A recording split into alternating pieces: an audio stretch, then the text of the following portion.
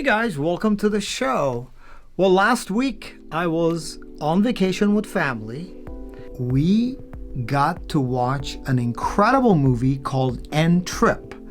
This film is directed by A.J. Rome, amazing producer, director, and writer. When I got back from vacation, I decided to contact A.J. Rome and invited him to come to the studio to talk about his film and get to meet him. I've never met him before, so I'm excited to meet him. Let's go and check it out.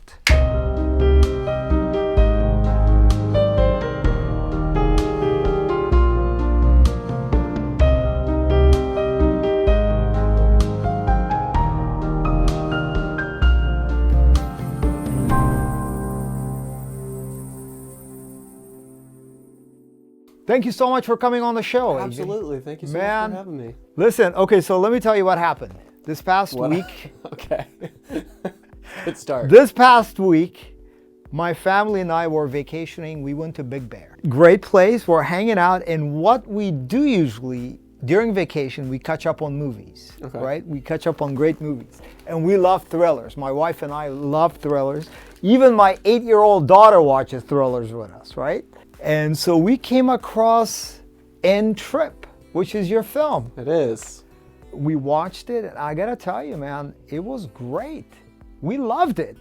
Thank you so much. And so when we came back, I decided to get in touch with you, and you were kind enough to come to the studio and visit us. So I'm really happy that you're here. Let's talk a little bit about you and how you wind up becoming an actor, director, producer. Yeah, wow.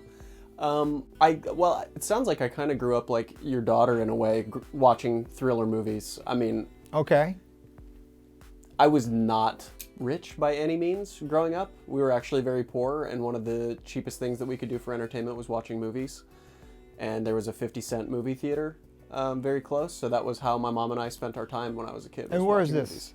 In Colorado. In Colorado, yeah, okay. Fort Collins, Colorado. Okay. Yeah, it's about an hour north of Denver. Beautiful little picturesque town where nothing ever goes wrong, and I always called it Pleasantville. Mm-hmm. And yeah, so I moved to LA shortly after high school. Didn't go to college or anything, just came and kind of jumped into the film industry and learned about culture very quickly because I came from a place really without culture to, you know, one of the biggest melting pots in the world. Mm-hmm. So.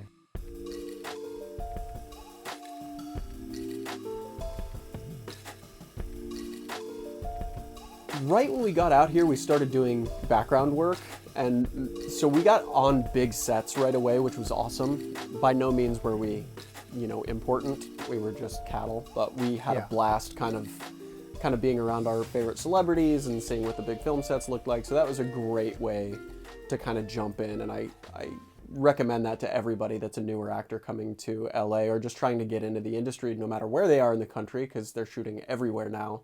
Yeah, I'm sure you know that. To just go do some extra work and get on big sets.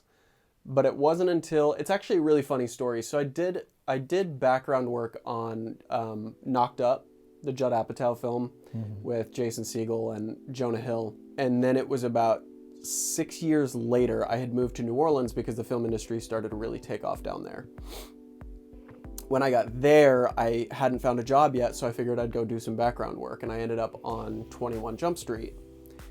And in that same 6 years where I had gone from doing background work to doing background work, Jonah had, you know, this little bit part in Knocked Up and had gone to being nominated for an Oscar for Moneyball and then writing and producing and starring in 21 Jump Street.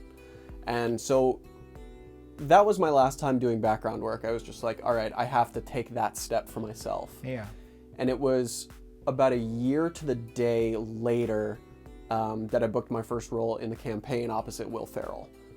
And he was always one of my heroes. So to be able to, you know, walk onto a set and exchange dialogue and try and look your hero in the face and remember you're supposed to have an accent. And of course they changed all my lines right away when I got there that I had for 2 months down to a T. They're like, here's your new monologue. And it's like, welcome to the film industry. You didn't crack up just seeing Will Ferrell. I would.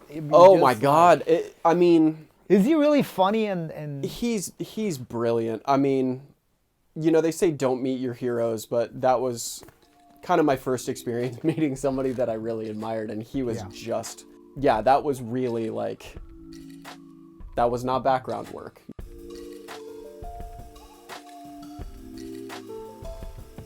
You know, that was like kind of the big difference. So that was your first gig, right? Yeah, that was my first. And how long you been in Los Angeles? Like how many years? I know you went back. 2005 is when I got here, so 15 years this year. I remember when I came to Los Angeles in 1993, and took me exactly 20 years. So in 2013, in February, I was at the Staples Center getting my Grammy Award. So Unreal. It took 20 years. Yeah.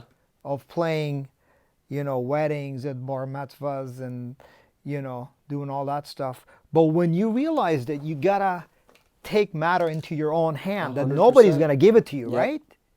That realization really changed my life, because I went out there and, you know, was able to raise money to do my own project, did my own album basically, and that album led into a record deal, and that eventually got into a Grammy nomination. So kind of a snowballs, right? Is that kind of what your 100%. path was? I've always, a lot of my heroes were self-starters, like Kevin Smith. You know, he wrote Clerks. Yeah. And he maxed out a bunch of credit cards to go make a movie, and he was like, I'm either going to go into massive debt or have a film career, but that's the risk I'm willing to take.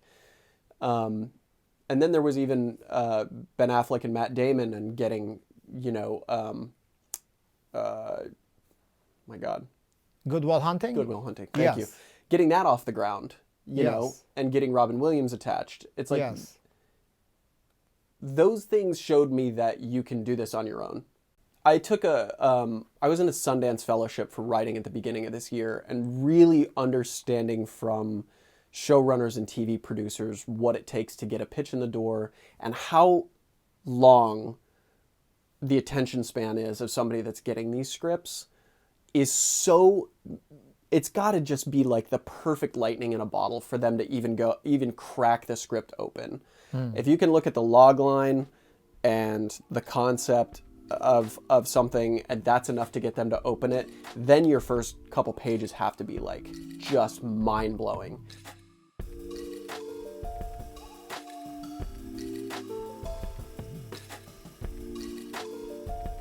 One of my favorite examples is this guy, David Sandberg. He made, I'm sure you guys have probably seen it, a short film called Lights Out. Yeah. About a girl just flicking lights on and off in her apartment, and there's this thing that gets closer and closer to her every time the lights are out. Well, he got approached by New Line and James Wan, seeing if he wanted to do a feature version of that for $5 million. So he went from like a 2-minute short film to a $5 million film. His next film was Annabelle Creation, which grossed $300 million worldwide. And then his next film was Shazam for Warner Brothers. And it's like, he went from this little thing to doing superhero movies. And so that's kind of the thing the trajectory that I'm just aiming for, you know, knowing that a lot of things can happen and not being too married to that specific version happening. But like, that's what I want. I want to do Go Crazy, Go Mad for $2,000 and an End Trip for a little bit more, and be able to take that to, and then I've got my $5 million idea, and then I've got my, like, you know, 10 years from now, 20 years from now, my big $200 million, you know, 3-movie trilogy.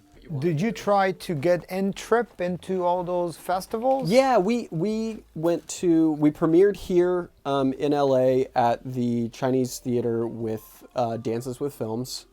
And then about a month later, we went to Madrid International Film Festival and picked up the Best Director award there. Oh. And we premiered at 5 different comic book conventions around the country. And even with that, you know, all the laurels and stuff, that really made no difference in trying to give it to distributors or, you know, anybody that wants to go market the film in other places. Without a big name, they just like don't even look at it. When you say big name actor, or okay. Yeah, without somebody just that you can put on the cover of the movie and people go, oh, that's got Bruce Willis in it, I'll watch it. You know, people don't want to take chances. So thank you for taking a chance on my little film. No, we were, pleasantly surprised because you don't see a lot of good movies. How did you find it? It was on Amazon Prime. And you were just scrolling through. We were scrolling, and we were in the thriller section, and we're looking at different movies, and we saw the trailer for your film, and we're like, man, this is good. We got to watch this. All right.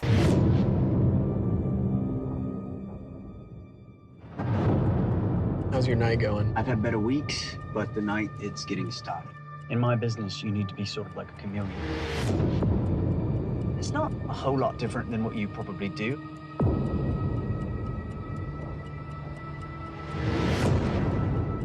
You probably act like a little bit different every time you have someone different in your vehicle, right? I have to change my personality for every new person I meet. I've been living with my lady now for almost 2 years, and we've been on rocky ground for a couple weeks now. And what about you, mate? I am in a functional relationship.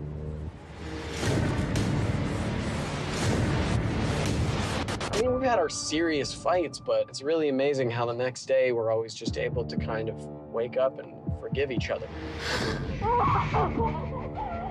Look, I made you breakfast. Either you eat this, or I'm gonna make you eat it. Brandon, I know you may feel nervous, but I'm gonna help guide you through everything. That's not Brandon. You need to call the police.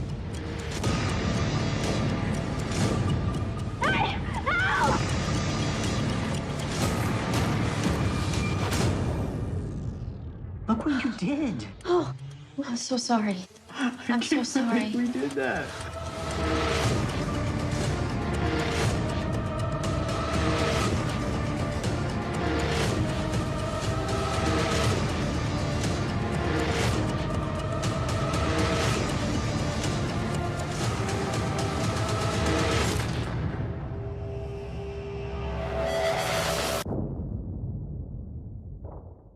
Thank you. And my daughter says hello, by the way. She's 8.